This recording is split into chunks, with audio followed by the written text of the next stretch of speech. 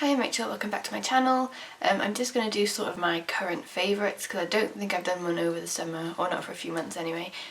So I just want to talk about what I've been using lots recently. Start off with two brushes. I think maybe it was August, Smith brushes were doing free international shipping.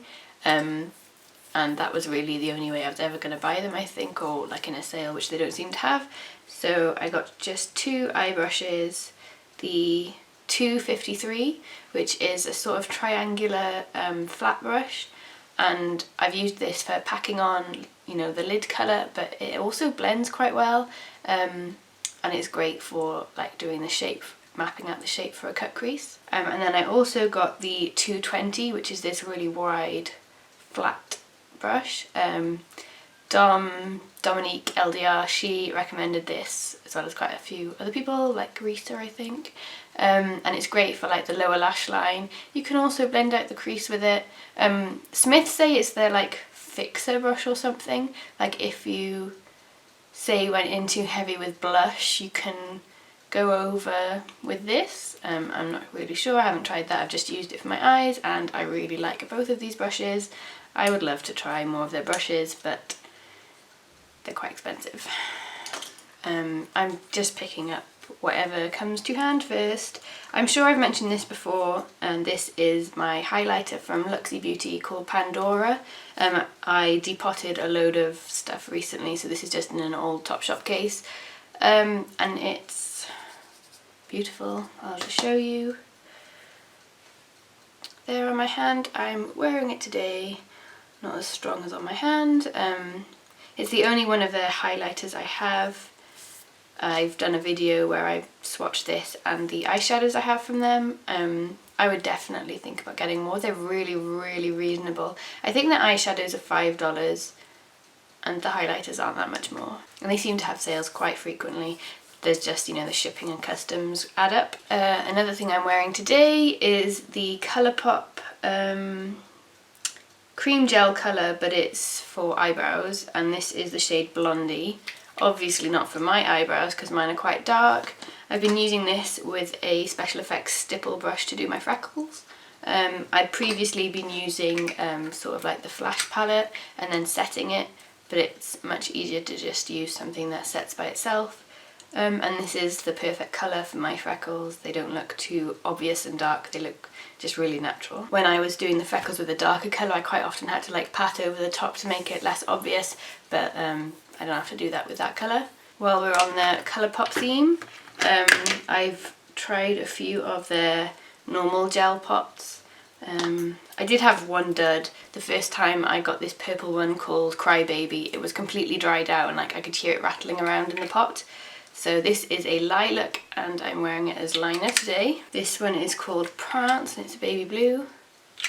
I think all of these are $6 and then the pencils in the matching colours are $5. And then that one is Puppy.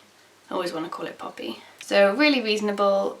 This month they had free international shipping. They have just started shipping to the UK, but I think it's like $20 or something. And then you're going to get customs as well. My only like skincare product this month is the Eurcerin Dermo Purifier Adjunctive Hydrating Care, and so this one is specially formulated for dehydrated skin due to treatment of acne. So it's got all the same kind of ingredients as the normal acne one, but if you're on like Roaccutane or whatever, your skin gets quite dry. I'm not on Accutane at the moment, but this one had SPF 30 in it, whereas the regular one didn't have an SPF, so that's why I went for this one. Plus, wherever I do have spots, they dry out a lot. As they're healing, they're really dry. So I've been using this for the last 2 weeks, I think, and I just chose this one really because it was on offer in Boots. But I'm liking it so far. It's quite a thick cream. I'm just using this in the morning. I haven't had any problems with primers or foundations layering on top of these. They've all worked really well. Next up are my Makeup Geek Duochrome pigments. These first came out, I don't know, it feels like a year ago, it might not have been that long, and then they sold out and they didn't come back in stock for months and months and months because of packaging issues. The first lot of jars cracked, so these finally came back in stock and Beauty Bay in the UK was stocking them, so I got all of them. There's 6 to show you and I may as well just swatch them now rather than do a separate video on it. If you've watched any of my videos, you'll know that I love anything duochrome. That one is Chameleon. You get 3 grams of products in these and I feel like that's quite a lot more than other duochrome pigments I have. That one is Sugar Rush. That one is Prism. This one is Kaleidoscope. And Marlena calls this one a quadrochrome. I'm not sure about that, but it is really pretty. I see like grey and lavender in there. That one is Wildfire, and to be honest this is the only one that I was slightly disappointed in, just because once I got it and swatched it I realised it was quite similar to MAC Rose. And the one below that is Mood Ring. So those are just really pretty and I've been enjoying using them the last few weeks. If you go on my Instagram there'll probably be quite a few pictures using them. My next product is also duochrome and sparkly, and that is the Urban Decay Moondust palette. I went there a few weeks ago and there was just the one palette left and it felt like it was meant to be. I've only had one of their Moondust shadows before that, and that is Zodiac, the black and green kind of one. But I couldn't resist. I think buying the palette would be the same as like buying 2 of the like full size shadows, and I just wanted the option of all the different colours. My favourites so far are Element, this one, which I think is really popular, and I quite like the green, Lightyear, and the black one, Galaxy, I really like. But they're all really pretty. I'll just swatch Element for you, just below my knuckles there. They recommend using fingers for these, and yeah, that's probably right, but also a sticky base helps, like layering them on top of a NYX, what are they called, jumbo pencil, just something like that helps them really stay on.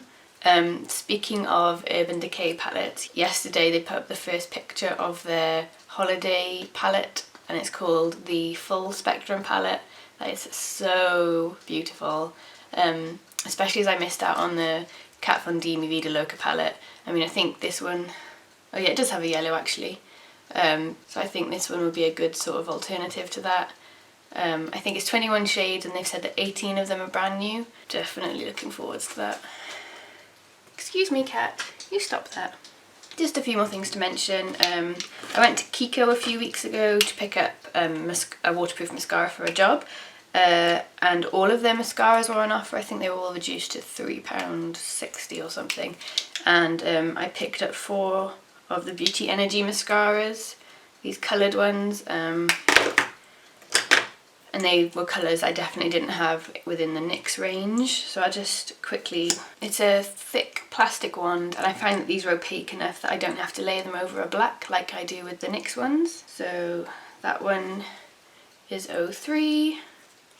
I think this was a limited edition range, but if the sale is still on, I think they're still on the website. This one is 02, it's like a deep indigo purple. That one's 04, a royal blue, and 01, which is a like turquoise. Sorry, I didn't do those in order. So I've been eyeing up Suva beauty products for so long. I just love everything I see done with them. But again, I didn't want to pay shipping and customs.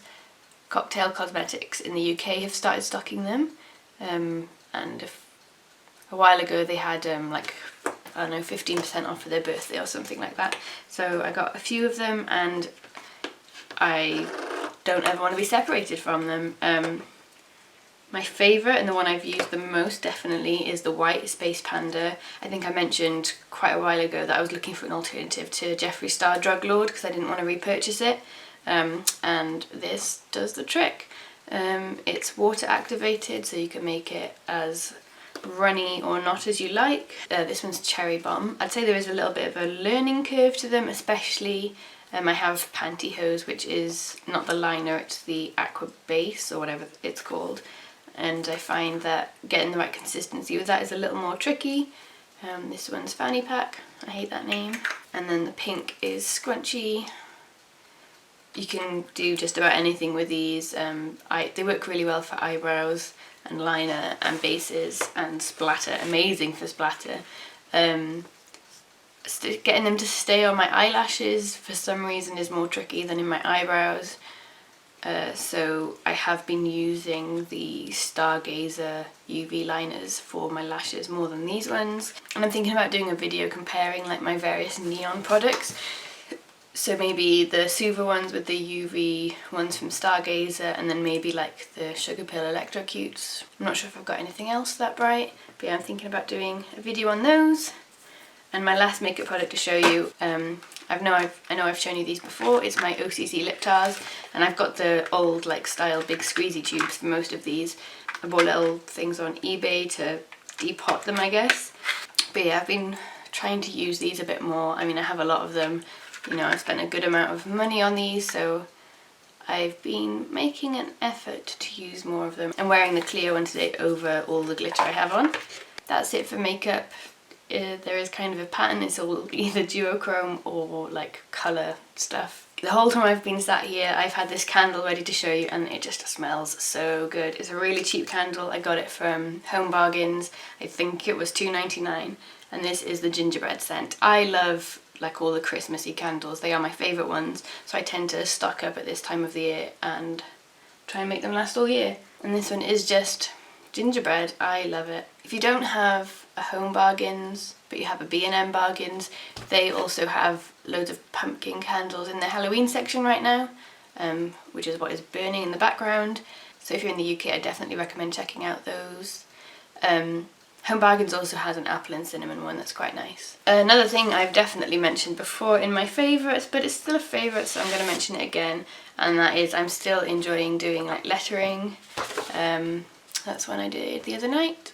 So I usually prefer, I'm sat at my like craft area, so everything's already out. I usually prefer using a dip pen, but I'm trying to get better at just using a brush. So these were with a brush.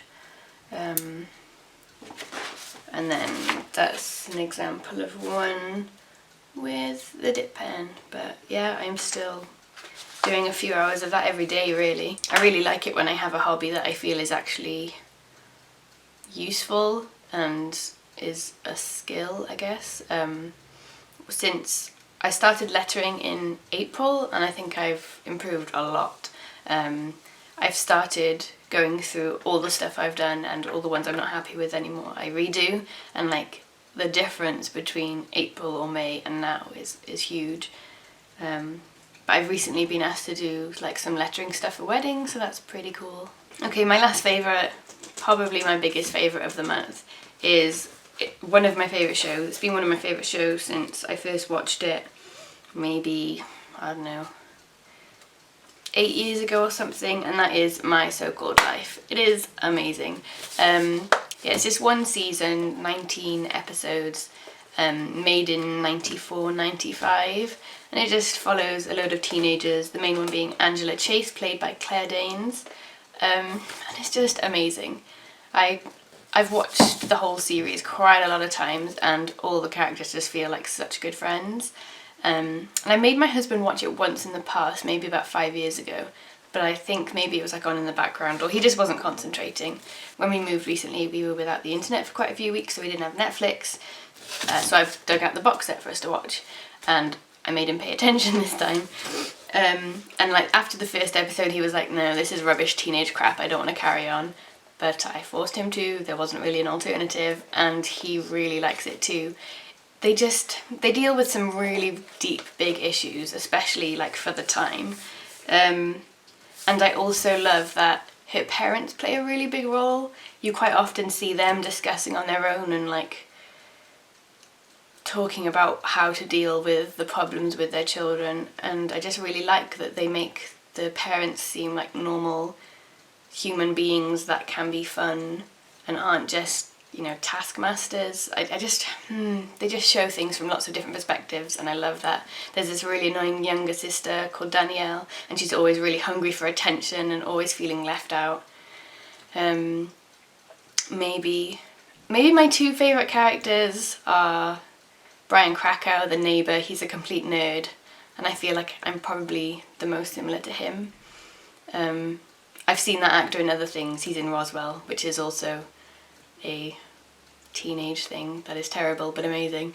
And I also love Ricky. Oh, I love Ricky so much. If you've watched this programme, let me know and I'll tell you who I don't like. That's a much shorter list. Jared Leto is in this and he is beautiful. I think I prefer him as a 16-year-old and that's a bit creepy, but yeah, he plays like the main love interest, but he's really thick. Yeah, Jordan Catalano. It's just a really good series. When you finish it, it feels so bittersweet, like I really want to watch another 19 episodes with them in it, but at the same time I kind of feel like this is the perfect length for the show. Maybe, you know, the second series would have spoiled it in some way. The ages would have just, I don't know, I feel like this might be the perfect length, even though I wish I could know them even better. I really like this show, obviously, and I highly recommend you check it out. It's not on Netflix, I'm not sure about Amazon Prime, but you can probably pick up the box set for not that much, seeing as it's only one season. Also, 90s fashion. There's a lot of dungarees and a lot of like check plaid shirts or whatever. It's good. And 90s music, like the kind of 90s music I actually like. They mention Cranberries and Smashing Pumpkins. There's even a reference when Kurt dies. I think he's on the front cover of a magazine in one episode. So yeah, please let me know if you've watched it, because I could talk about this all day. Sorry if it's bored you a little bit. Yeah, I just wanted to show you what I'm using a lot at the moment, because it's been a while since I made a proper tutorial, and these will be cropping up in the future ones quite a lot. I have some ideas for videos. I always talk myself out of the videos, like they're boring, nobody will want to watch that. Like I've got a few comparison ideas, but I'm just not sure if they'll be interesting. But I've managed to talk myself out of just about everything in life. So I will endeavour to make them anyway. I'll see you next time if you have survived that big ramble. Bye!